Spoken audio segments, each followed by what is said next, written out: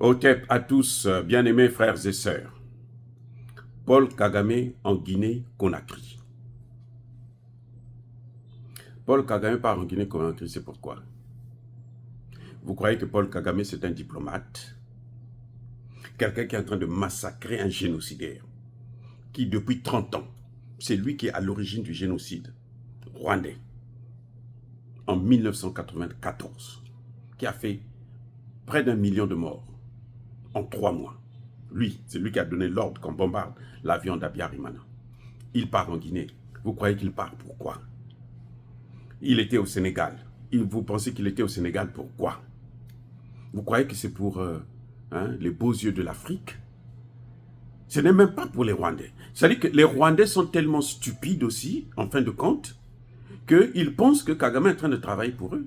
Quand Kagame va acheter les terres au Congo, vous croyez que c'est pour les Rwandais? Mais il est en train de préparer une guerre. La guerre qu'il a soulevée au Congo démocratique, ça ne suffit pas. Maintenant, il est en train d'amener cette guerre au Congo-Brazzaville aussi. C'est ça que ça va entraîner. Et donc, il a besoin des gens. Parce qu'actuellement, là, dans ces pays-là, on est en train de les massacrer. Au Congo démocratique, là, ils sont en train de se faire massacrer. Il a besoin des gens, il va au Sénégal, il cherche des gens qui vont l'aider.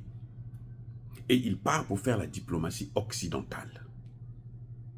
Les terres qu'il achète là, c'est pas pour rien. Ils ont dit qu'ils vont envoyer les réfugiés sur lui, non?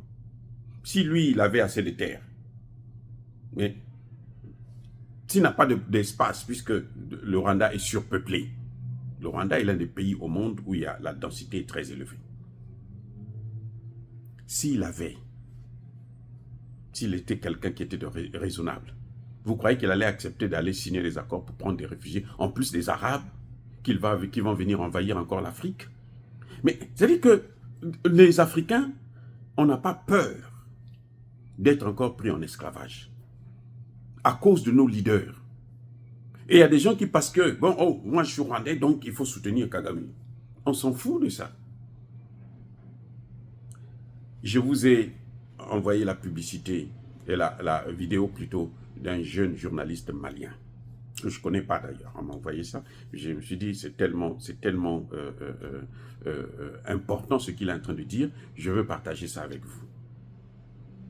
Mais c'est dans la même lancée. C'est ce que je suis en train de dire. C'est exactement là, je vous donne des exemples. Des gens en Afrique qui travaillent seulement pour aider les Occidentaux à détruire l'Afrique. Alors que les Occidentaux, vous n'allez jamais avoir un leucoderme vous aider à détruire la France, vous aider à détruire l'Angleterre, vous aider à détruire l'Allemagne, vous aider à détruire les États-Unis. Pareil pour les Arabes. Ce qu'il a dit là, c'est-à-dire que c'est très... J'ai partagé ça parce que j'ai trouvé que c'était très profond. C'est dit dans des mots simples, clairs, et ça vous touche carrément. Ce que Kagame est en train de faire, c'est ça exactement.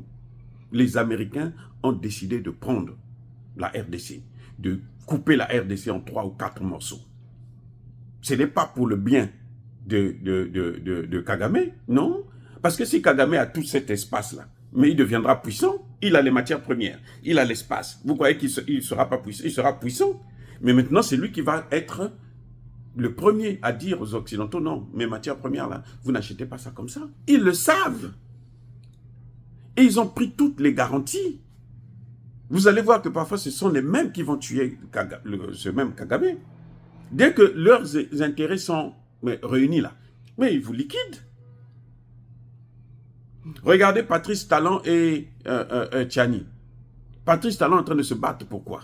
Pourquoi Patrice Talon veut absolument que Tchani ouvre la frontière sans condition, sans garantie de sécurité? Parce qu'il a des Français chez lui qui veulent envahir, déstabiliser le Niger. C'est la seule chose. Ce n'est pas pour le bien des Béninois. Parce que si c'était pour le bien des Béninois, là, ils n'allaient jamais penser même à fermer la frontière. Ils n'allaient jamais penser à mettre à mal le pétrole du Niger. Bloquer ça, empêcher à ce que ce pétrole puisse aller à l'extérieur. Ils n'allaient jamais le faire. Parce qu'ils gagnent de l'argent. Mais il le fait parce que les Français sont là derrière. Les Américains sont là derrière. Vous voyez, il sacrifie 45 000 $ américains par jour. Puisque c'est 90 000 barils de pétrole qui doivent passer par le Bénin. Chaque jour. Sur les 90 000 barils, là, vous savez combien ça fait? Combien le Bénin reçoit? Le fait que ça traverse le territoire béninois?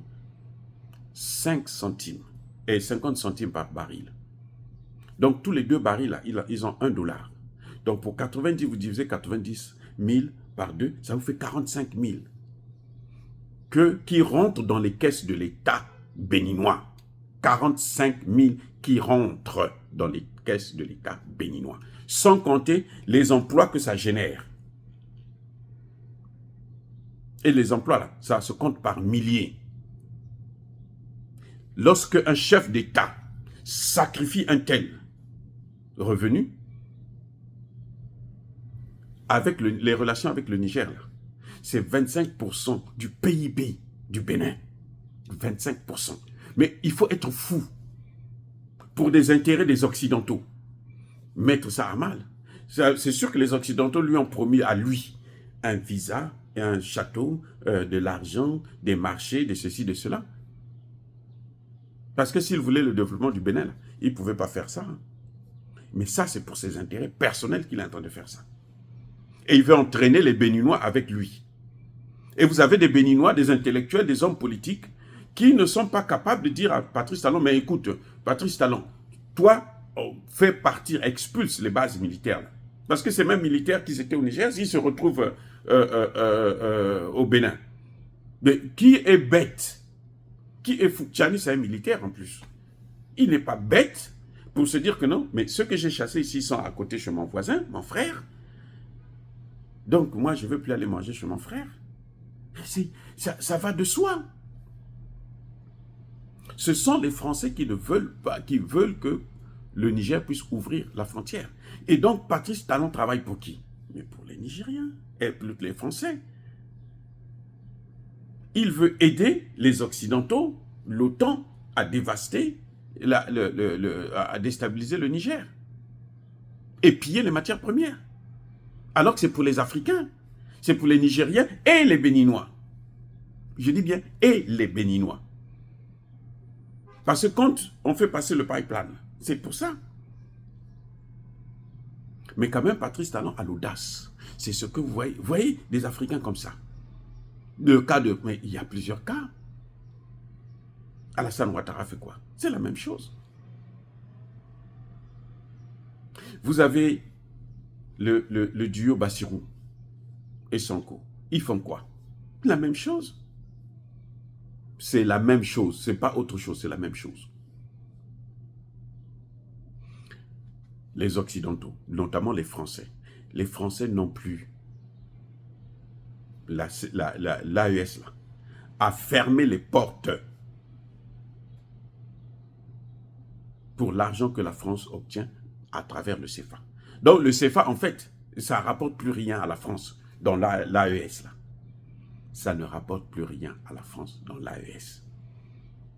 Les pays de l'AES là échangent avec l'extérieur par d'autres moyens. S'ils travaillaient, si c'était avec le franc CFA là, mais ils n'allaient jamais s'en sortir, ils n'allaient jamais acheter des armes. Vous ne savez pas ça? Ils font le troc. Donc ils n'ont plus besoin de la France. On dit à la Russie, bon, ça vaut combien de roubles? Ça, c'est tant de roubles. Bon, pour ce nombre de roubles-là, quelle est la valeur de l'or qui correspond à ce nombre de roubles? On donne ça à la Russie vous donne des armes. On donne ça à la Turquie vous donne des armes. On donne ça à l'Iran vous donne des armes. On donne ça à la Chine vous donne des machines. C'est ça qui est en train de se passer actuellement. Ce n'est que l'AES qui est en train de faire ça. Et donc, ils ont perdu. La France a perdu cet argent. Et la France n'utilisait pas ça. Dans cet argent-là, les États-Unis ont leur part. Puisque les échanges sont évalués en dollars. Ce n'est pas en euros, c'est en dollars.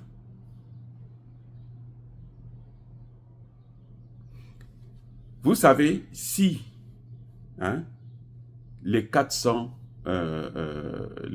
millions que la Chine a avancés au Niger, là, si c'était passé par la BCAO, la France allait prendre 200 millions. Au minimum, sinon 300 millions. Puisqu'elle prend 75%. 300 millions. Elle allait donner 100 millions au Niger. Vous voyez l'injustice? C'est ça que Tchadi est venu casser. C'est ça que Traoré est venu casser. C'est ça que Assimi Goïta est venu casser. Maintenant, vous avez des hommes politiques qui se lèvent. Non, nous, on veut des élections. Alors que ce sont eux qui ont mis les pays là dans cette situation. Ça ne peut plus continuer comme ça. Oh, les amis. Que les Africains arrêtent de travailler pour les Occidentaux. Pour détruire l'Afrique. Au profit des Occidentaux. Eh oui. Que les Africains arrêtent. Il y a un temps pour tout. Maintenant, ça devait s'arrêter là, ça suffit. Dire cela, c'est inciter à la haine ou à la violence. Non. Ya, ba colère, ve, ya malem. Encore une fois de plus, bien aimés frères et sœurs, soyez bénis, abondamment bénis par le Dieu des Kémites et par nos ancêtres angélisés. Mais que tous ceux qui persécutent le continent africain le pillent et le déstabilisent, qu'ils soient noirs, blancs, chinois, arabes, indiens, juifs, qui qu'ils soient punis, maudits, foudroyés, neutralisés, écrasés, effacés par le Dieu des Kémites et par nos ancêtres angélisés. Vive l'Afrique éternelle, j'ai dit et j'assume.